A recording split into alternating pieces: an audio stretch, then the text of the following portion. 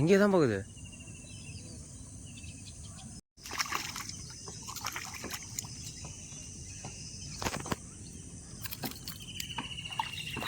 ஒரு சைஸான மீன் தான்.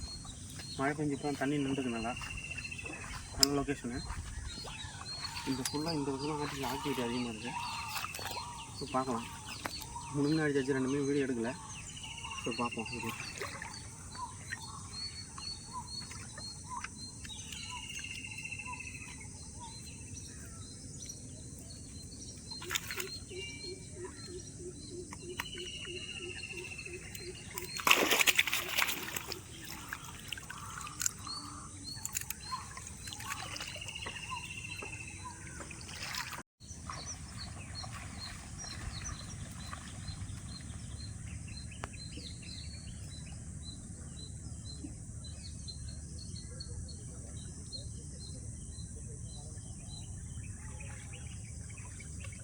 மீன் ஆக்டிவிட்டி நல்லா இருக்குது.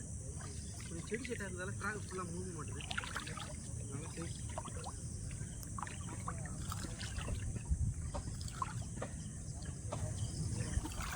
மினி ஃப்ராக் யூஸ் பண்ணுறோம்.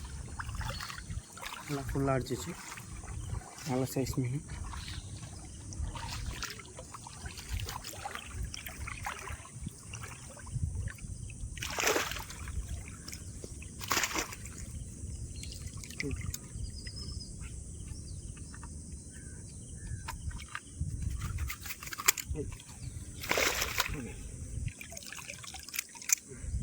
ஓகே.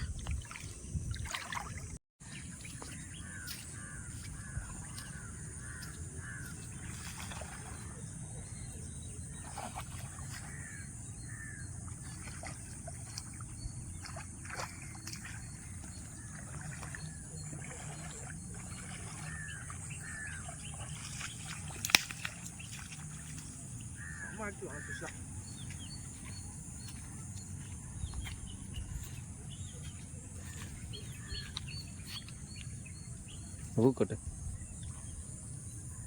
ஃபுல்லாக ஃப்ராக் உள்ளே ஃபுல்லாக போயிடுச்சு. ஹேண்ட்மேட் ஃப்ராக் தான்.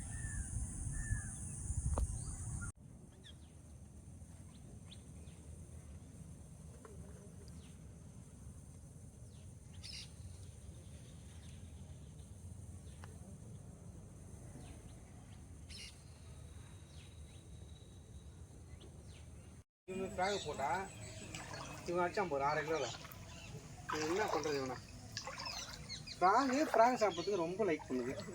எங்கே அந்த மீன் பிடிக்கிறது நம்ம அவ்வளோ ஆசையாக இருக்குது இவருக்கு. ஒரு ஃப்ராக் போட்டால் இவங்க வந்து மூங்கிட்டு ஜாலியாக போயிட்டுருக்காரு. ரைட்டு ரிலீஸ் பண்ணிடலாம்.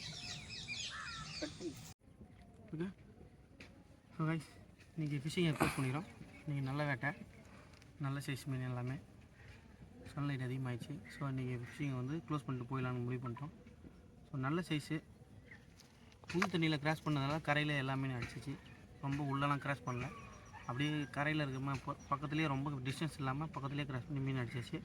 ஸோ இன்றைக்கி ஒரு 1 2 3 4 5 10 மீன் அடிச்சிருக்கோம். அரௌண்ட் ஒரு 7 kg மேலே வரும்.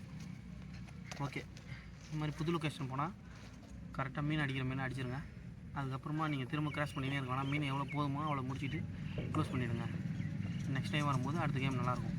ஸோ நெக்ஸ்ட் வீடியோவில் சந்திக்கலாம். ஸோ வீடியோக்கு புதுசாக இருந்தாக்கா ரெடி டு ஃபிஷிங் சேனலை சப்ஸ்கிரைப் பண்ணுங்கள், லைக் பண்ணுங்கள், ஷேர் பண்ணுங்கள்.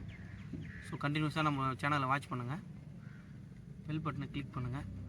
ஸோ ரெடி டு ஃபிஷிங் சேனலுக்கு நெக்ஸ்ட் டைம் உங்களை வரவேற்கிறேன். அது வரைக்கும்